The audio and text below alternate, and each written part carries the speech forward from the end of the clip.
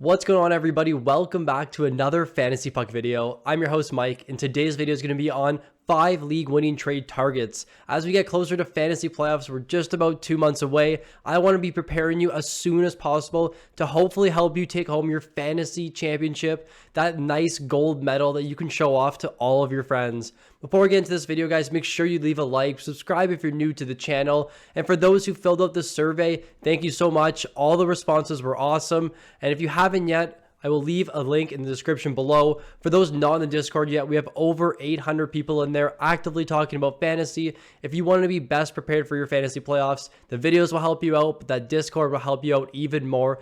The link will be in the description below. Without further ado, let's jump in to the 5 league-winning trade targets video. The first league-winning trade target, defenseman Devon Toews of the Colorado Avalanche, just having a down year right now, but so is the entire Avalanche team. He's playing a ton of minutes, which I like to see.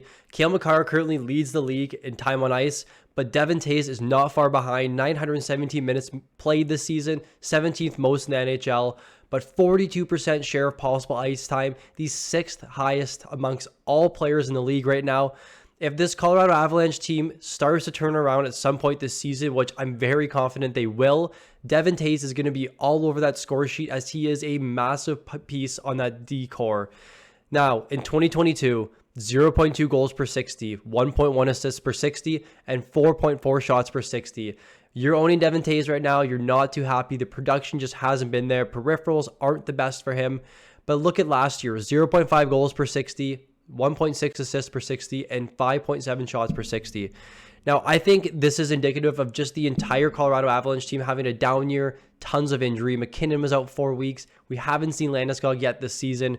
Rantanen is currently 15 goals above the second place on the team for goals right now. So I think this team's going to turn it around. They have all the pieces to do so. But Colorado as a team right now this season, 60.5 Corsi for per 60, 7th best in the NHL. 32.8 shots for per 60, 6th best in the NHL. So they're still getting pucks to the net, although they haven't had many of their good players in the lineup. But right now this season, 2.82 goals for per 60, 25th best in the league. Nothing to write home about, but last year, 2021, obviously we know they were Cup champions. Very good season for them. 3.72 goals for per 60, 4th best in the NHL. I think they can start raising this 2.82 number quite a bit and reach up over 3.3 at some point this season.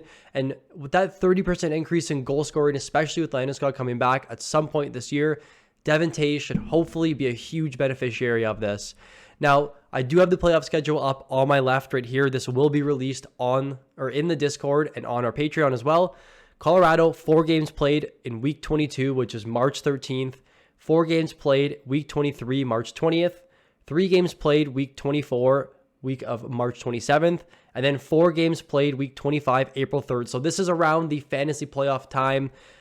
We did get some responses on their survey that it was kind of all over the place, but Colorado, arguably the best fantasy playoff schedule, depending on when your fantasy playoffs start.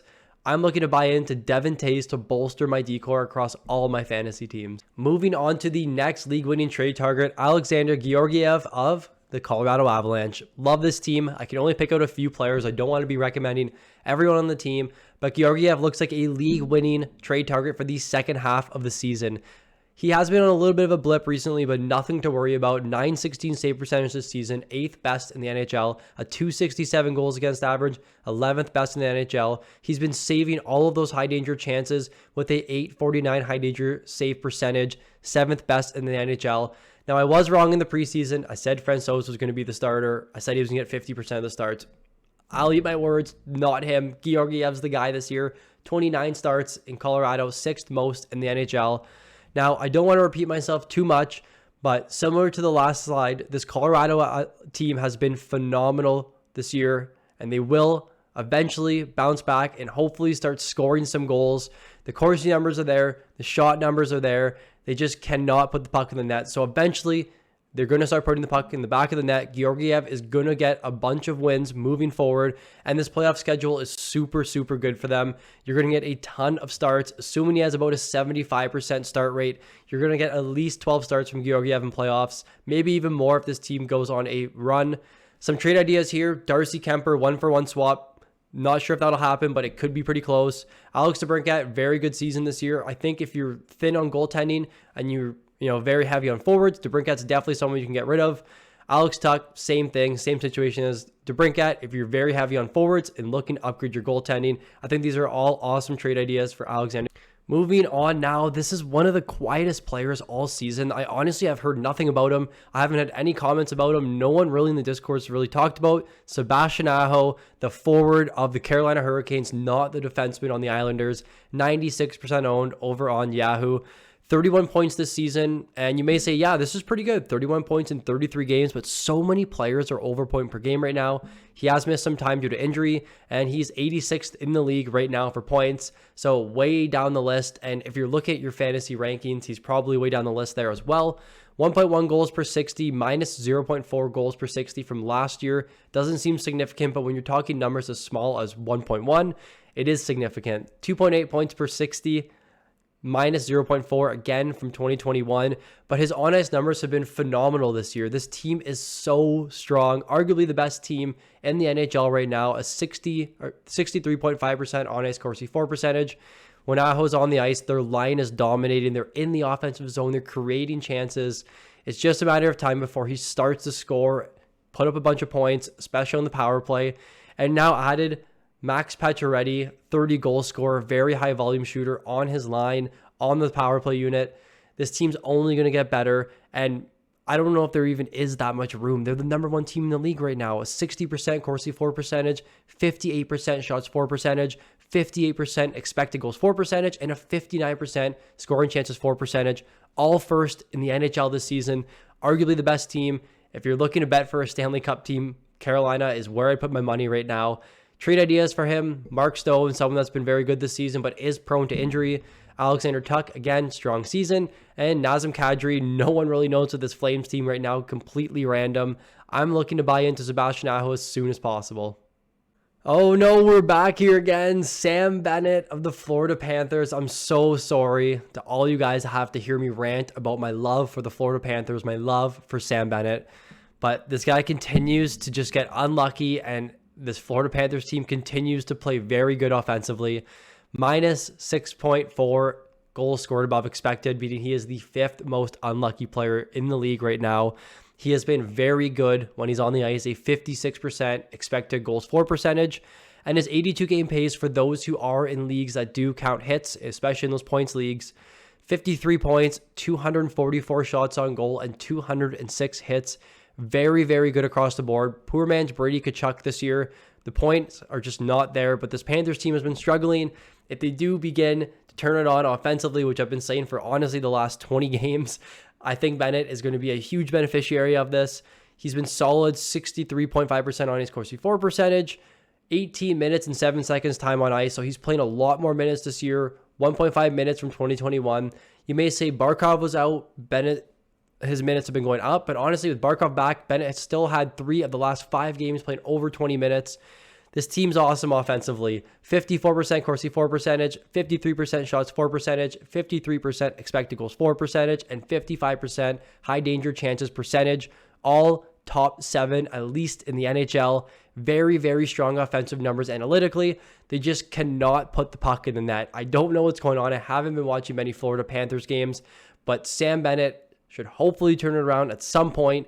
And this team, if your playoffs are in March 20th to April 3rd, which is what my leagues are right now, Florida Panthers have 11 game schedule, meaning you will maximize your games played. There's no teams with 12 games.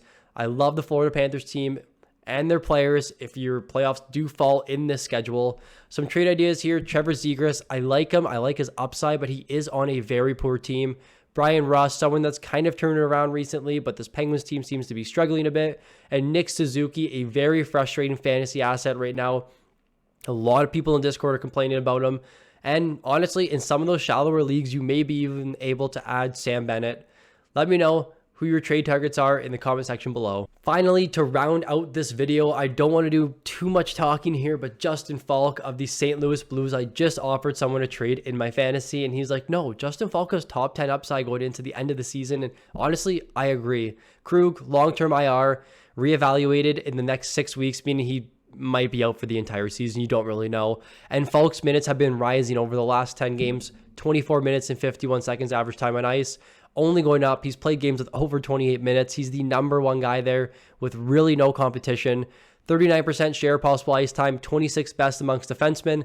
Again, on the rise over the last 10 games. He's in the top 10.